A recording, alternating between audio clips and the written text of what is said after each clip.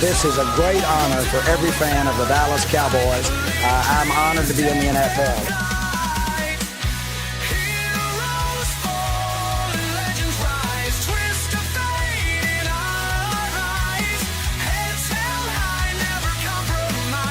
What can I say? Mamba out.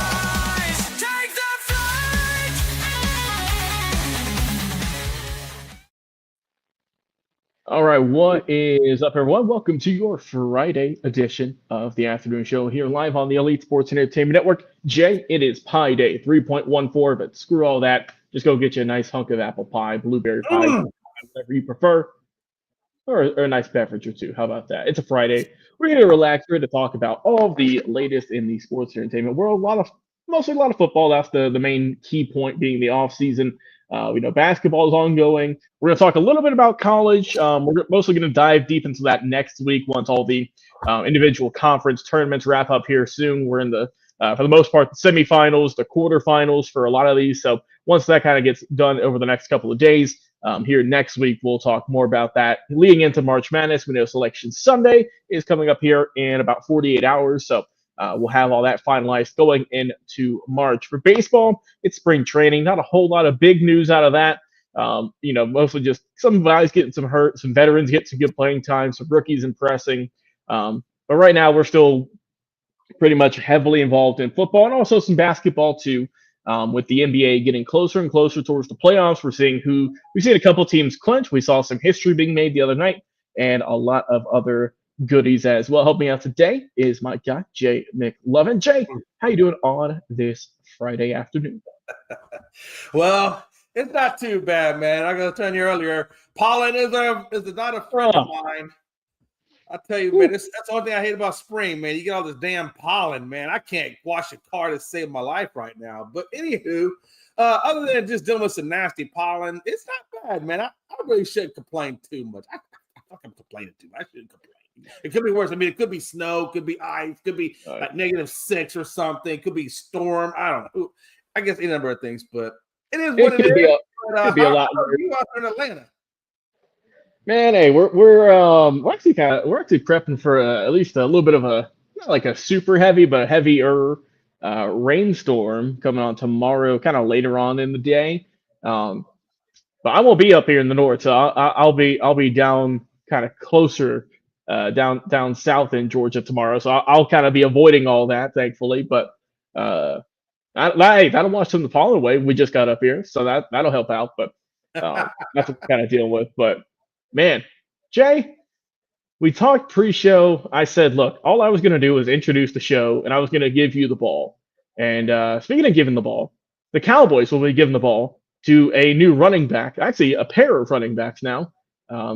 You signed Miles Sanders the other day, and Rico Dowdle, as we saw earlier in the week, he signed with the Carolina Panthers. So essentially, they switched roles with each other. And you also picked up Javonte Williams he was with the Denver Broncos for some time. So Jay, just mostly the running back room out there in Dallas has changed here over the last week or so. But what do you think about these new moves that y'all have been making? Mostly, we'll just stick to the running back position for the time being, since there's a whole lot more free agency left, and we'll kind of do a full overview once everything gets cleared up. Yeah, here's my thing, man. So before we get into the running backs, I just want to kind of address the situation that happened between DeMarcus Lawrence and Michael Hart. And then you're right. Talk these running backs. That's fair. That's fair. Really kind of, but what I've been kind of interested about. So DeMarcus Lawrence puts up maybe 3.5 sacks averaging since the big contract back around 16 or 17, somewhere in that neighborhood, when he had his monster 14.5 sacks, I think, in 17. I think he had 10.5 sacks in 18, somewhere in that neighborhood. Getting signed a big $100 million contract. And then after that, it's been damn near crickets. I mean, maybe 4 sacks here, 3 sacks there a season, whatever. But nothing like what he was getting. And I don't understand, man. The guy leaves Dallas. He's been here since 2014 is when we drafted him. So he was here for about 10 years. He leaves. Gets signed on with Seattle. For I think it's like $42 million over 3, something like that. And then he has the nerve to say to the press conference, well, basically hinting that, he was never going to win a Super Bowl in Dallas.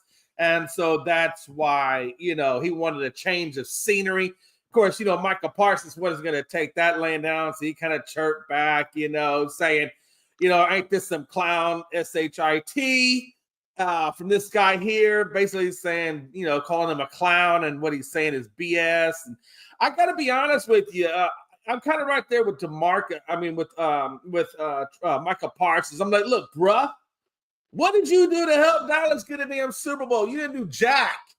So then you want to move on thinking, what? You're going to go to Seattle and get a championship like Seattle's been losing a lot of pieces lately? Come on, man. You could be a little bit more graceful when you leave a team that you've been with for a hot minute. And by the way, you still have a house in Dallas. You say you want to keep living in Dallas, but yet you're going to talk smack on Dallas as you're going out the door because we didn't want to re-sign your crappy ass. Then you want to talk smack about a Super Bowl. Kelly, you ain't never going to see a Super Bowl. Not the way you're playing. God, that market, Logan, that just chaps my ass. It just chaps it, man. And a lot of other Dallas players are going to see that. And I'm hoping, my hope is that they're going to take it personally. And Dallas is going to be like, oh, let me just go ahead and show this man something. I hope that's what Dallas does.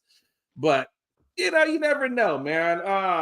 Going on to the running back situation.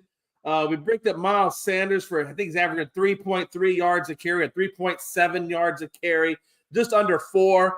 And then you pick up Javonte Williams, who's averaging just under 3 yards a carry. Neither one of these guys, Miles Sanders' best year was when he played with the Eagles. The last year he played with the Eagles, and then when he went to Carolina, he just burnt out and went to dog poo-poo. Javonte Williams and it was basically more than a running back by committee guy out in Denver. So that just tells you everything you know what we need. We picked up these guys. Now, I don't understand it. Rico Dowdle, which we had, signed the contract for a little over $3 million, a 1-year, $3 million deal with Carolina. And then Miles Sanders size, it didn't even say a monetary amount. This is 1-year deal. So I'm thinking either A, Dallas isn't paying him. He's just playing off that existing contract. Or if we did pay him, which if you're not going to tell me an amount, that means we didn't pay much of anything. He probably got a vet minimum, very little. But you give Javonte Williams $3 million. My guys is like, you bring in 2 guys that can't even hit 4 yards a carry, pay them minuscule money comparable, or you pay them comparable to what Dowdle got paid, which was giving you over 4 yards a carry. Why didn't you just keep Dowdle, Jerry? Why are you messing around with Miles Sanders and Javonte Williams when they can't even hold the cup up to Rico Dowdle? And then the money works out to be the same, but yet you don't keep the one guy that's producing for you, that knows your offense. I don't get it, Logan. I mean, this is some typical Cowboy stuff, right? It's crazy to me. It's freaking crazy.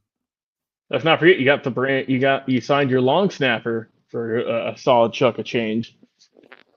Oh yeah, that plus Turpin, our returner, gave him what, $6 Yeah, million? Kevontae Turpin, yeah.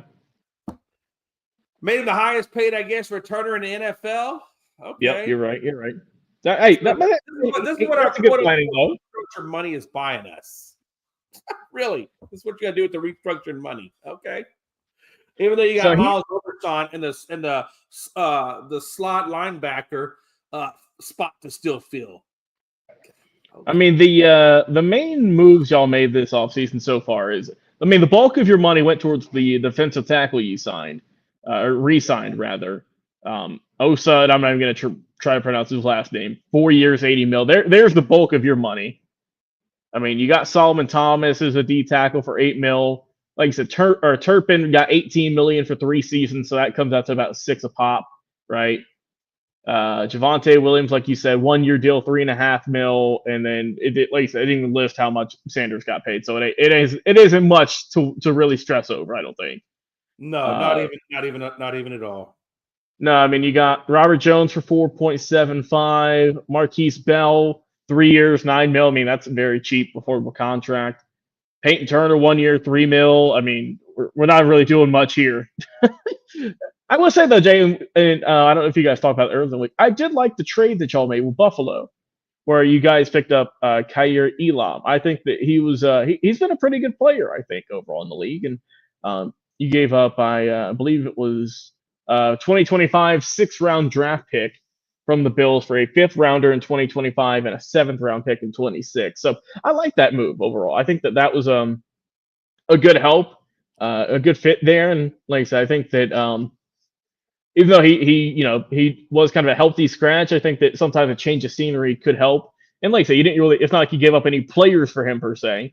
So maybe, it was kind of a low risk, potentially high reward, but that's just kind of how it is out there in Dallas with, with the money situation, the cap situation, et cetera, et cetera. But I mean, yeah, kind of the main storyline, and also what's going on, Tony, is a 2-for-1 deal there.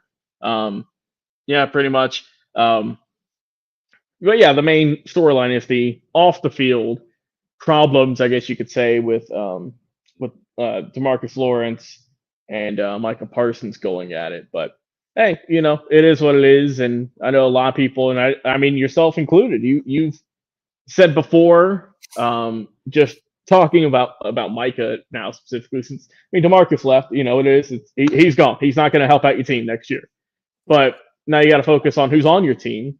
And I know you've said, Jay, a lot of the fan base has said, and you're more tuned in than I am, but I think you can agree. A lot of people said, hey, Micah Parsons, man, you're kind of turning into Paul George in a sense of you're making more podcast episodes than on the field production. Because I mean, look, don't get me wrong, Micah Parsons is a great athlete, one of the best athletes in the game right now. But there's some games, Jay, where he looked great, get 2.5 sacks or whatever, a handful of tackles, and then there's some where he's just kind of negated for all of it.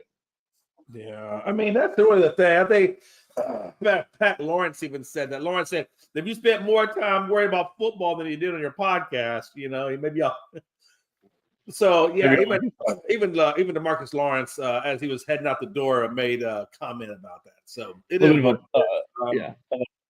parting shot. Wow, I mean that's just, and then I don't even see Elam.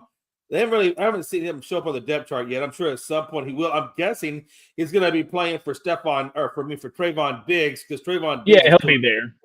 So I'm sure that's why they picked him up to kind of cover down for that. And I don't know, who knows when Trayvon's going to be back, but yeah, well, hopefully not too long, right? Because I mean, you know how good of a player he is when you have him on the field. So hopefully y'all can get him back sooner rather than later, and help lock up that secondary for the hopeful rest of the season. If you don't make any more moves, which I don't know if you will, this might be the bulk of it here, other than the NFL draft coming up in about a month. So we'll see what you guys want to bolster and add on to with that. Other NFL news, nothing super crazy going on. I mean, Kareem Hunt signed a 1-year deal to go back to the Chiefs. I mean, yeah, nice deal there. Familiar with the system, not surprised. Gardner Minshew, he's also going to his rivals now, the Chiefs, to be a backup for Patrick Mahomes. But it's a backup deal, obviously. So I don't think there's a whole lot to talk about. I think he's a good backup. I said that when he was with the Raiders. I said he's a damn good backup. He's just not a great starter. So I like that. I don't like, but I think that it was a good move overall for KC. Really, I mean, Jay, just some other NFL news. Nothing super, crazy right now. We're still just kind of waiting for a couple of guys to make up their mind where they're going to sign. Is where's Aaron Rodgers going to go? Where's Russell Wilson going to go? Those are the two kind of main quarterbacks, and where they could potentially land. But I mean, other than that, in terms of NFL coverage, it's a little light right now. Since we kind of went through all of that, just a whirlwind of free agent moves over the last handful of days. Frankie, you're a little late to the party, killer. We just talked about Delon Parsons. Yeah, he said they want to go one-on-one at Mania. Oh, I want to go one-on-one at Mania. Yeah, man. I wish they would go one-on-one at Mania. I'd love to see how that turns out. We'll get him in a cage. Daniel Jones says he's excited to compete with Anthony Richardson to compete for that starting job. I got to be honest with you. I wonder how that's going to turn out. How do you I wonder if this is going to spark something to Anthony Richardson to make him want to do something. I really wonder what it's going to spark in Daniel Jones. I mean, this could wind up being a good thing. You never know. I mean, You know what this kind of could be, and I know it's not a very similar comparison, but it's just the first one I thought of in my immediate kind of memory bank. And that is, let's go back a handful of years to the San Francisco 49ers, Jay. Remember when they traded up to get Trey Lance with the, I believe, what was it, number 3 overall pick in 2021? Mm-hmm. I mean, he hasn't done anything, you know. He's played a couple of games, but he hasn't made that big of an impact. He got beat out by Mr. Irrelevant Brock Purdy, who we're also waiting for him to sign his deal. So it could kind of be that situation, Jay, to where Daniel Jones, you know, get all that money in New York, gets ran out of town, plays poorly, but goes to a different squad and really just, I mean, he very well could take the starting job from Richardson. And Richardson might kind of fade off into obscurity because, I mean, you know, Jay, I mean, we've always kind of been ones to say of, you know, hey, let these guys develop, let them, you know, give them some time. But it's clear as day, I think more so than ever, that if you're not producing pretty much immediately in the NFL, especially as a young rookie quarterback, if you don't get that kind of leeway like you used to. Right. Because there's so many talented guys out there, and you know, guys are getting flipped and moved on from year after year now. So I mean, we'll see if that happens, but I'm gonna kind of leave that one on the table because I want our guys Chris and Tony, the Gonzalez family, to because that's their team. So, I'll tell you and what, I will say, I think Tony kind of spoke that one into existence. I don't think he wanted to, but he did. Wow. He did. He sure did. But you know, I think Daniel Jones could take the job from Richardson. I really do, because he's got a good shot. I mean, team during the season, when the competition gets heated up, I don't think Daniel Jones will quit. But I think Anthony Richardson could take a step back. Also, too, I mean, enough toughness in him to really be competitive at that level. The main thing with Richardson that a lot of people will say is he makes kind of just bonehead moves. Like, remember, because he got hurt super early on in his career. I think it was like what 4 games in, he dove head first. I think he hurt his shoulder and he was out for the year. And I think he got a concussion maybe on a hit where I think he also kind of dove head first again. But the main thing that worries me and that worries a lot of people, Jay, is his completion percentage is just in the toilet. It is rough. And I understand, you know, he's got the great arm, but if you're not hitting, you can't. I mean, there's no point. Right. And well, Daniel Jones, I mean, obviously, arm talent, you know, arm strength is not, you know, you can't really compare the two. Daniel Jones has been a starter for I don't know how many years, but for the bulk of his career, right? And I mean, I know the Giants haven't been great, but he's proven that, you know, he's been a starter. And Richardson, like you said, there's the inaccuracy. A lot of people kind of soured on him after he, you know, pulled himself out of the game. And, you know, hopefully he learned from that. I think he actually did better, right? Once he kind of waved for that and moved on from it. But yeah, no, I actually think, Jay, it's going to be a little bit tighter of a competition than what kind of people believe. But I mean, it wouldn't really surprise me if Jones takes it. But do I think the Colts are going to compete? No, there's no way in hell. There's no way, Jay.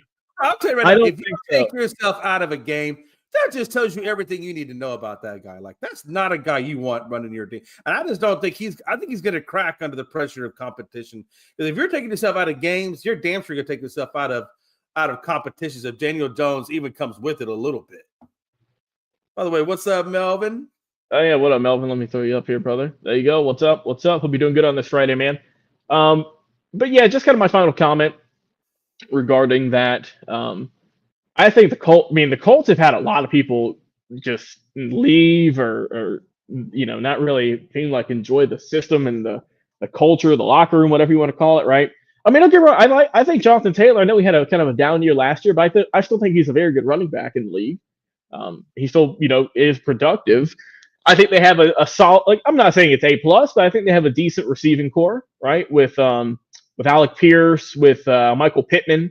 I mean, those are some good younger guys, right, who've now had a couple of years experience. But I don't think, you know, I think the big blow for them, and I don't have the numbers or the stats in front of me, but they've lost a lot of their line depth, right? They've lost, I believe, a couple of offensive linemen to free agency. I think, was it Will Freeze? He signed with the I think the Vikings, maybe. If not, someone correct me in the comments. For a couple of years. So I mean, if you don't have a line, Jay, you're screwed. If you don't have a Yeah. line, there's not really nothing you can do, and that's why I've liked the moves that Chicago's made out in the north, because we always say, Jay, battles are won and lost in the trenches, and we saw last year Caleb Williams got sacked the most in the league. I believe it was 68. And obviously they knew coming into the offseason that was going to be an issue. So they're proving, or they're showing now, okay, look, hey, for all the the people that said, oh, hey, this is just all Caleb Williams, fault for getting sacked all these times and yada yada yada. We're gonna kind of make or break that, Jay. Sign all these supposed guys, right? Who to decent contracts and who are an upgrade from last year. And if he gets sacked 60 plus times, okay, well, you could maybe chalk that up, to Williams holding onto the ball too long, or not knowing what decision to make. But I mean, they've also made good moves on the D line as well, making sure that they can get to the quarterback a little bit better, they can stuff the run more. So I think Chicago's been one of the most improved teams in the offseason, just in terms of moves that they've made. So we'll see if that ever does, kind of come to fruition or not. It's still early. They've still got guys to sign, people to draft. But so far, I've really liked what they've done. But yeah, I mean, any other football news that you've seen over the last couple hours that you want to speak on, or we can move on to another sport?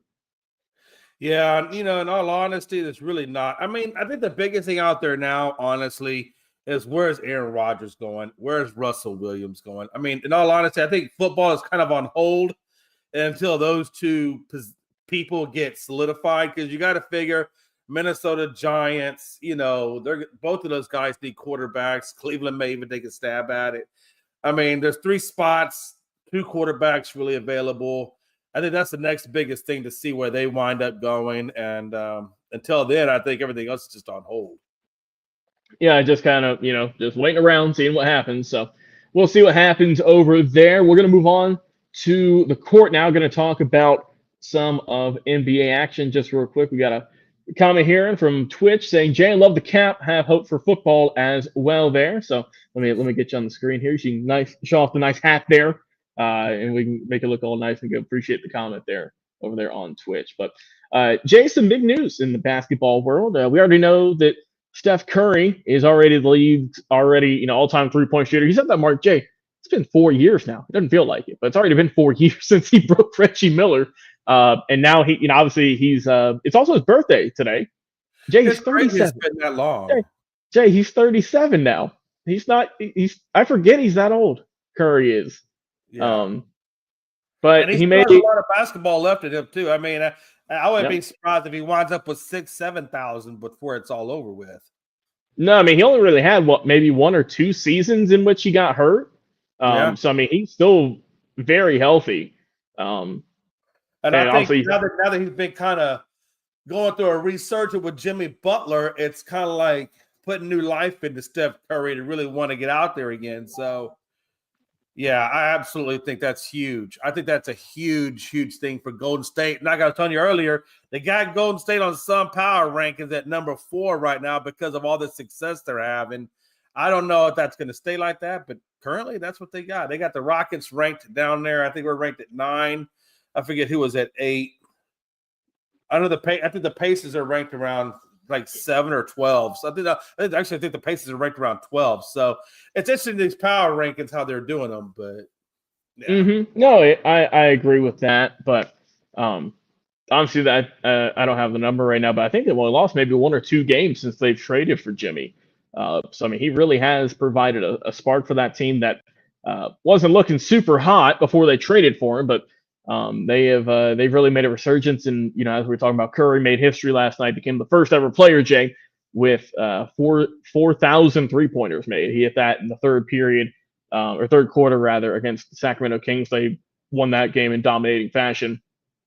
And as the Warriors kind of continue to roll, all in all. But yeah, looking at the current standings real quick, and we'll talk about just kind of other basketball news. I mean, right now in the West, we're going to start there. OKC, they've already clinched the playoff spot, but not the number 1 seed yet.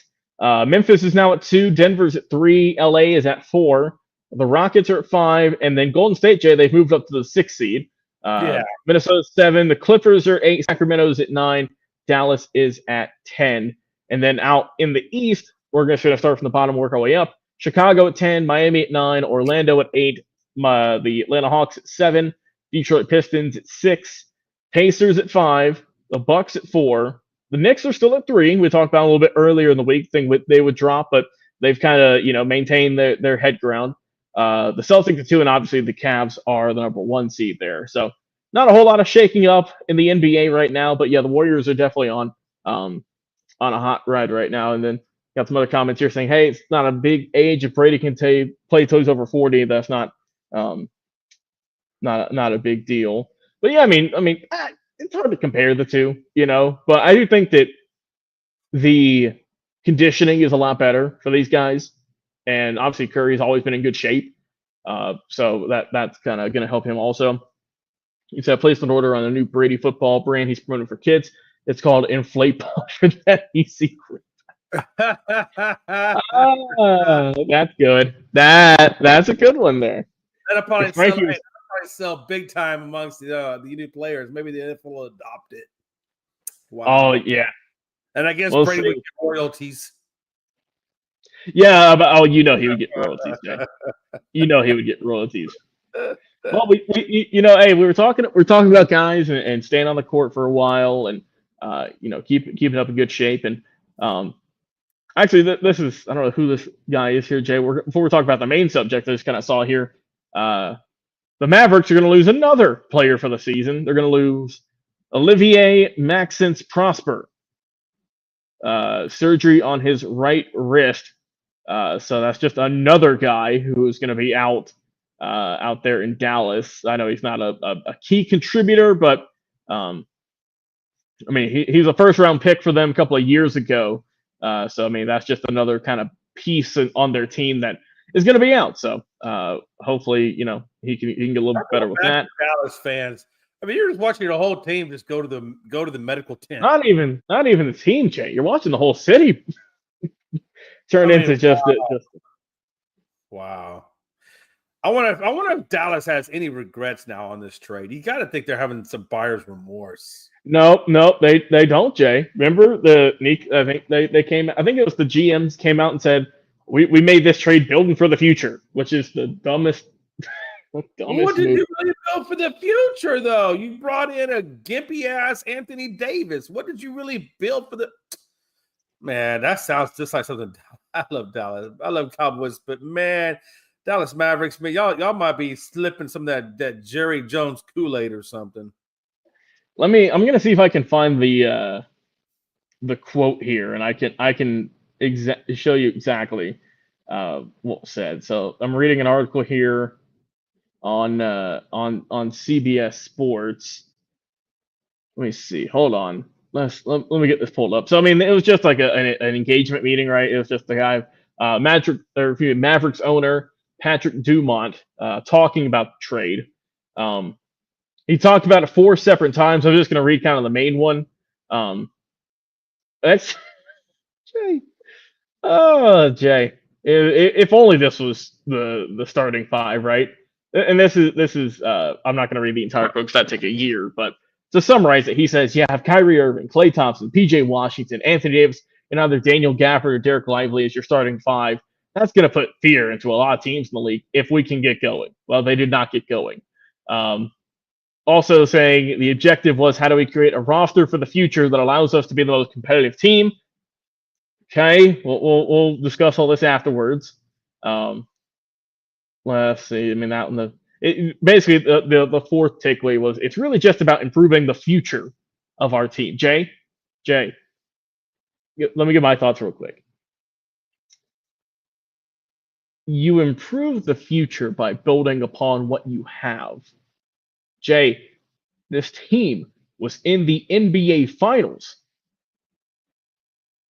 Yeah. I mean, you can't get a whole lot better than that.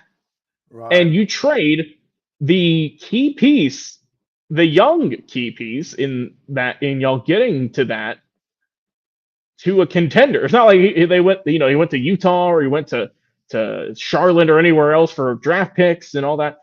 You trade him for an older Anthony Davis, who, look, we've talked about him on the show this year. He's been great when he's on the court. But Jay, there's that last couple of words there. When he's on the court, and he is not on the court anymore. Right. And Kyrie Irving, he's had a hell of a year. Hats off to him. He's done great. He gets hurt. So now you just got Klay Thompson and a bunch of other guys for the moment. That's not really the future when your future is built around Kyrie, who's not young anymore, right? He's been around the league for a while. Anthony Davis, who isn't young anymore. He's been in the league for over 10 years. But you give up Luka, who's, I believe, 25, 26? Right. I get you have a young core of, power forwards and centers. That's fine. But also, Jay, I always bring this up with this Mavericks team as well. Who else is on that team? I think it was the year before they went to the finals. Who else is on that team? I think we're talking about Brunson. That if they had him on the team, they might have. They had a better chance of winning, obviously. So you give up Jalen Brunson, I believe he just walked in free agency, and we see he's leading the Knicks out there. He's leading them to a playoff run again. So you give him up for nothing, and you give up Luka Doncic for an older Anthony Davis, and not even a boatload of draft picks. That was the main thing. I don't know what future you're building for. I don't understand that.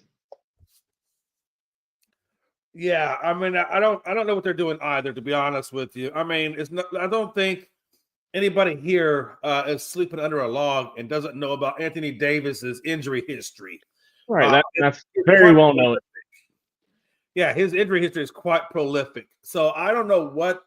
Again, I can't speak for them. I think that the GM got fired now. He's not even there anymore. So I think that, and that's why I was saying I wonder if they have a buyer remorse because they done got rid of their damn GM over this. So no, Nico's still there.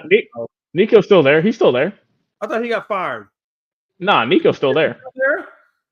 Yeah, he's still there. Okay. I thought I saw a report that he had gotten fired. If he's still there, then okay, then never mind. But still, either way, I don't think it takes much to figure out unless we all know that Luka had issues with management, okay? So that could have been one of the reasons why they decided to move on. I don't think it had anything to do about roster building for the future. I think it had to do with Luka was wearing out his welcome there with management, and I think they didn't want to give the Supermax contract with all the money.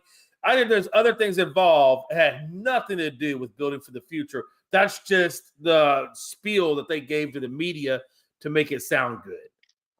But I don't think it sounded good if they really played it out in their head. Yeah. Well, remember, we didn't hear a peep out of him being a drinker. They're all calling him an alcoholic, for God's sake. Right. And him smoking hookah. Hey, Jay, you were around there in this time. Remember Dennis Rodman? Yeah. Michael Jordan wasn't no saint. No, Michael was staying all night and drinking, smoke cigars. Guys in the 70s and 80s were smoking cigarettes and BS knows. Hey, so does what's his name? Round Mound. Charles Barkley. Charles Barkley, yeah. Stay out and drink late. Oh yeah. Remember there was a story. I don't know. Remember when we had Joe Stevens on the show not a while back. He was on the show and he talked about it where he said that Charles Barkley took Joe out drinking and he said I'm taking Jordan out drinking and I'm gonna get Jordan drunk so he can't play good tomorrow. And Jordan still lit the court up with a boatload of points. But Charles was telling the story that he told Joe Stevens, "Hey, you're good. I took Michael out drinking last night. We stayed out all night. You'll be good." So they do. They drink hard. Yeah. But they can also play and back it up the next day too, though. And we saw, and since he's went over there, Lucas looked great. Just But saying. we'll table that for just as more stuff kind of comes on along with that. But talking about injuries here, De'Aaron Fox, he's going to be out for the rest of the year. The team and him have agreed for him to go ahead and get the season-ending surgery on his. He has tendon damage in his left pinky. Fox suffered the tendon damage during training camp back in October with the Kings, and he's played through it all season. Now, the Spurs right now, they lost Wembanyama a handful of weeks ago. Right now, they are 27 and 37 on the season. So even if they do somehow manage Jay to get into the play-in tournament, they're not going far. Right. That'll be it. So I think that this is their waving the white towel, and there's no point. That's what I get from it. I mean, they're wanting to build him around for the future. He's been playing hurt. It wasn't like this just happened. There's no point, buddy. Just get the surgery. We have 20 some odd games left. We'll have some young talent fill in. They can get some development and some minutes, and just come back next season, man. And you, Wemby, can hopefully do some damage with a full season next year, as opposed to because he got traded at the trade deadline, so he didn't even get a whole season with them. But yes, I mean, this is kind of the nail in the coffin for the Spurs this season, in my opinion. Yeah, honestly, I will tell you this, DeAndre Fox. Be glad you play in this era of basketball. I'm just gonna say, or Darren Fox. I'm sorry, I know I probably said DeAndre. Be glad you play in this era of basketball, because this is a load management, and look, it does make sense that Wemby's out. Okay, great, but I don't like it, Logan, because it tells me that even though you're out, you should still be fighting hard. You should still be grinding hard, building that level of culture within your team that says, look, we may be out on our star players, but we can still fight on. We can still do things. So when you do get the star players back, you got to always try to do, put everything out on the court. I don't like this. Okay, we're going to shut things down and we'll try again next year. I mean, I don't know that it builds their winning culture, over there. I don't know if it builds their fight culture, if it builds their inner fortitude culture, right?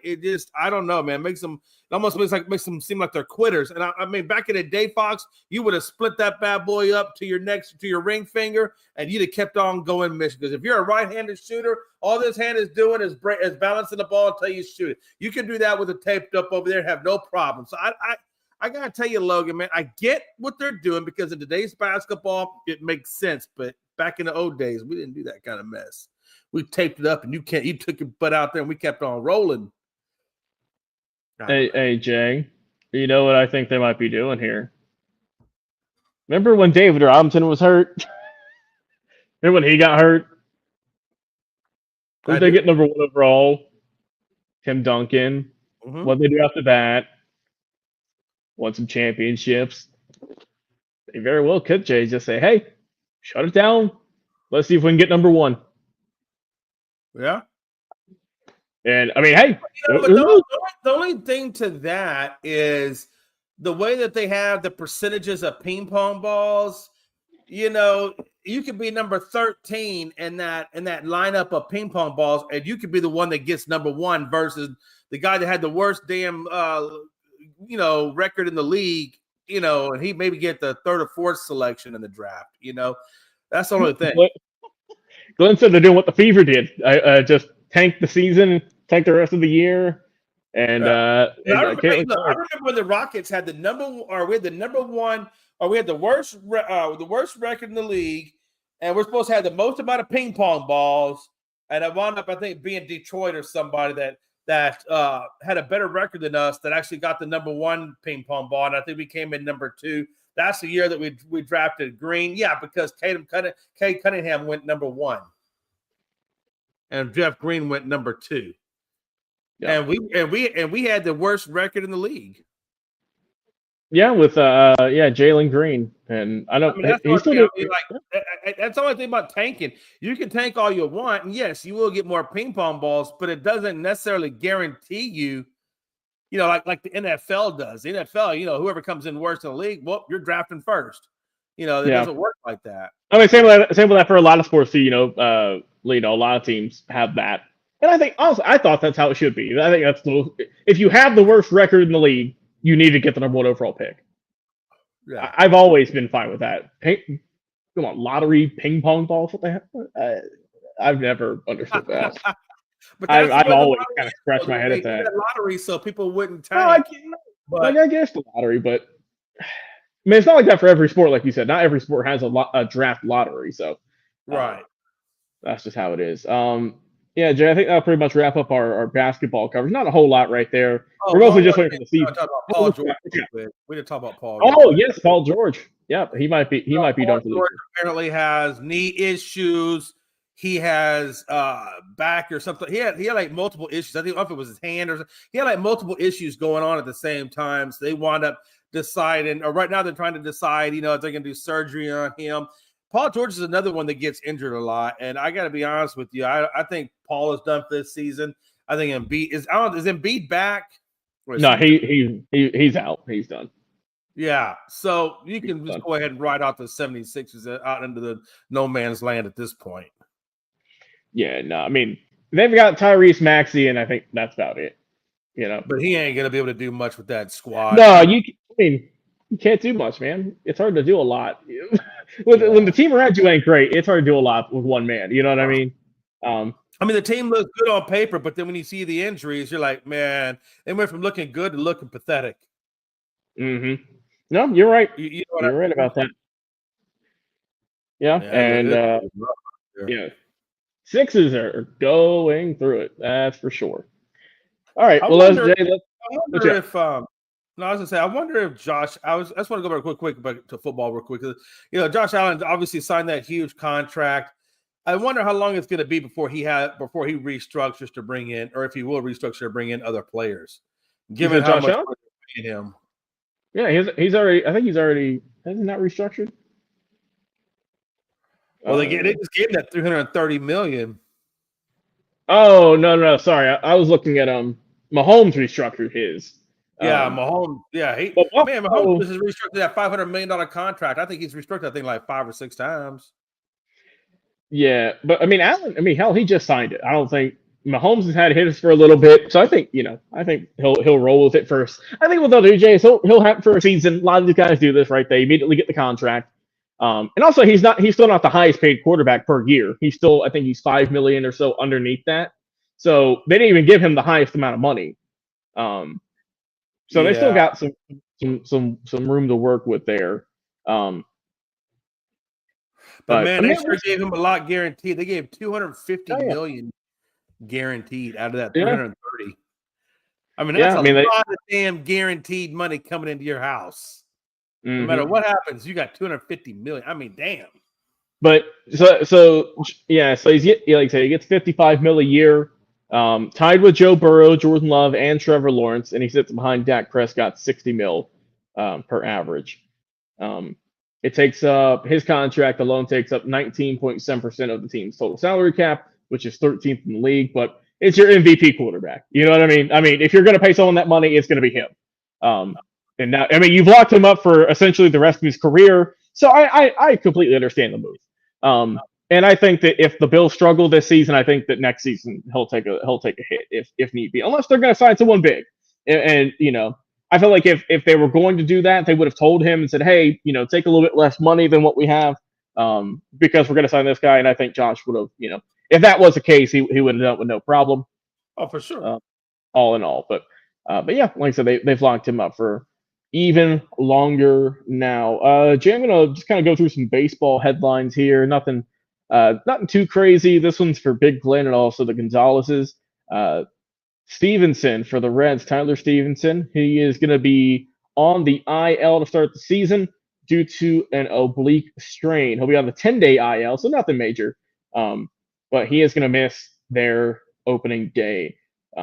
So, like I said, he's not going to be on forever, but he won't be there to start the season. And Jay, I will say I'm a little bit worried right now, Jay. A little bit under pressure, a little stressed. Because you see the hat, you see that the nice old school A hat I got here. I sure do. A minor. Not that one. Nope, different one. But yeah, it is minor A.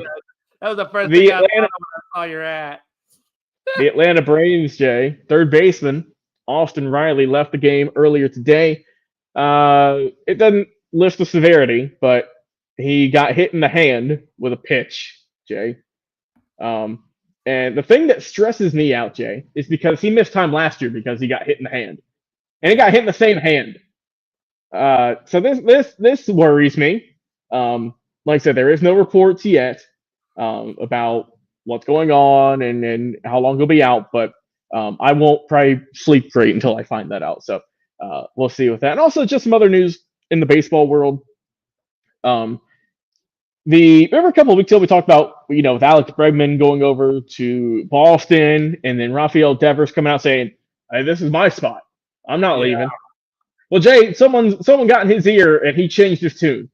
Yeah, I saw that. He came out and he said, "I've told the Red Sox I'll do whatever they need." He said, "Hey, listen, man, I'm sorry, my bad. Let me just go ahead and take a." I kind of figured he would. I felt like that was a first initial, knee-jerk reaction from him.